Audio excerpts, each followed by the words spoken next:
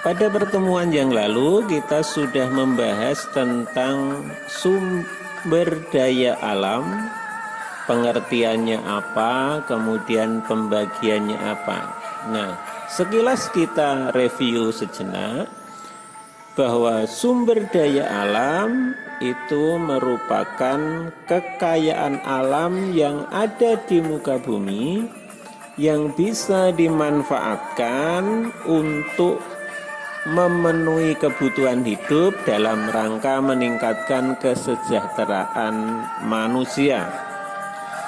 Kemudian yang kemarin kita juga sudah mengetahui bahwa sumber daya alam itu diantaranya dikelompokkan menjadi dua, yaitu sumber daya alam yang dapat diperbaharui, renewable resources, yaitu sumber daya alam yang dapat pulih kembali dalam waktu yang relatif singkat apabila sudah dimanfaatkan untuk memenuhi kebutuhan hidup, misalnya hasil pertanian, hasil perkebunan, hasil peternakan, hasil perikanan. Kemudian yang kedua adalah sumber daya alam yang tidak dapat diperbaharui atau unrenewable resources, yaitu sumber daya alam yang setelah dipakai, dimanfaatkan untuk memenuhi kebutuhan hidup manusia, maka akan langsung habis dan perlu waktu yang cukup lama untuk pulih kembali.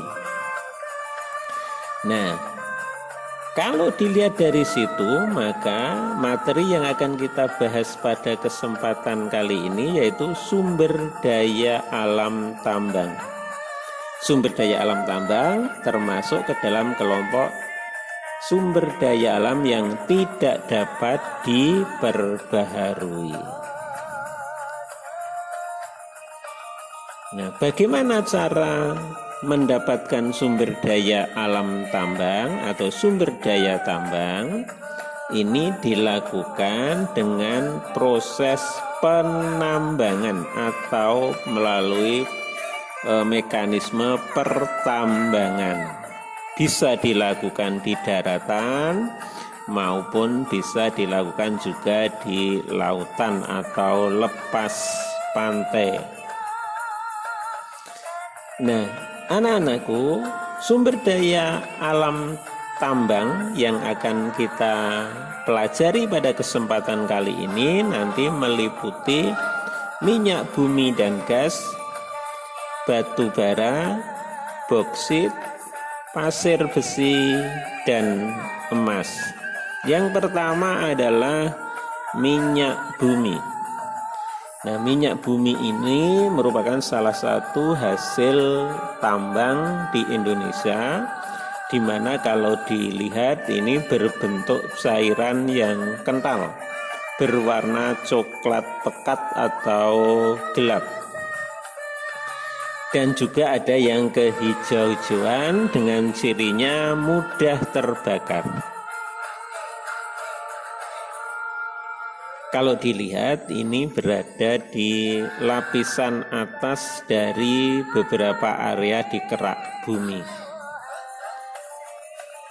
Caranya dilakukan dengan penghilangan minyak, yaitu proses pemisahan berdasarkan titik didihnya, sehingga nanti dari titik didih itu akan bisa dipisah-pisahkan dan menghasilkan berbagai macam bahan bakar, mulai dari bensin premium, ada pertalit, sampai pada minyak tanah dan aspal.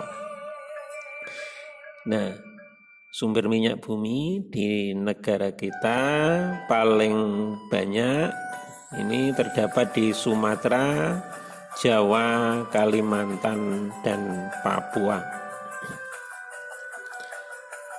Sedangkan gas alam ini merupakan bahan bakar fosil berbentuk gas yang terutama terdiri dari metana CH4.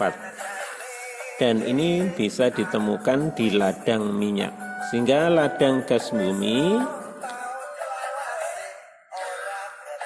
dan juga bisa terdapat juga di tambang batu bara. Di negara kita ini di Jawa Barat, di Riau, Papua, Sumatera Selatan, Kalimantan Timur. Apa fungsinya gas alam? Ini difungsikan sebagai pembangkit tenaga listrik, bahan bakar kendaraan, dan LPG. Yang berikutnya adalah batu bara. Batu bara merupakan batuan sedimen yang dapat terbakar, terbentuk dari endapan organik. Sehingga nanti setelah mengendap, ini lama-kelamaan bisa difungsikan sebagai bahan bakar industri, pembangkit listrik, serta produk hidrogen. Daerah penghasilnya adalah Kalimantan Timur, Sumatera Barat, dan Sumatera Selatan. Boksit. Nah, boksit itu merupakan batuan yang terbentuk karena proses pelarutan. Digunakan sebagai bahan baku utama aluminium dan alat rumah tangga yang lain. Boksit juga digunakan untuk industri keramik, logam, kimia, metalurgi. Sedangkan daerah penghasilnya adalah di Kepulauan Riau dan Kalimantan Barat. Bahan tambang yang berikutnya adalah pasir besi. Pasir besi ini merupakan endapan pantai yang terbentuk oleh konsentrasi mekanik dan fisik, atau pasir yang mengandung besi. Fungsinya pasir besi ini digunakan dalam industri logam besi dan semen. Daerah penghasilnya di Cilacap, Sumatera, kemudian Lombok, di Yogyakarta, dan Kalimantan Selatan.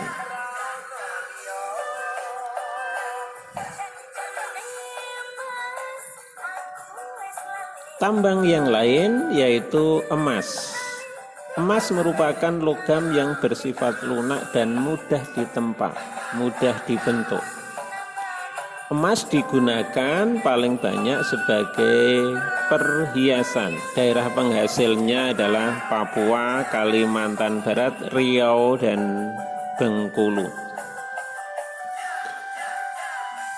Anak-anakku, ini tadi adalah materi yang berkaitan dengan sumber daya tambang, di mana kita sudah mempelajari beberapa sumber daya tambang, fungsinya, kemudian daerah penghasilnya. Nah, silahkan diperdalam dengan membaca buku paket atau buku lain yang sesuai, sehingga pengetahuan kalian akan lebih lengkap.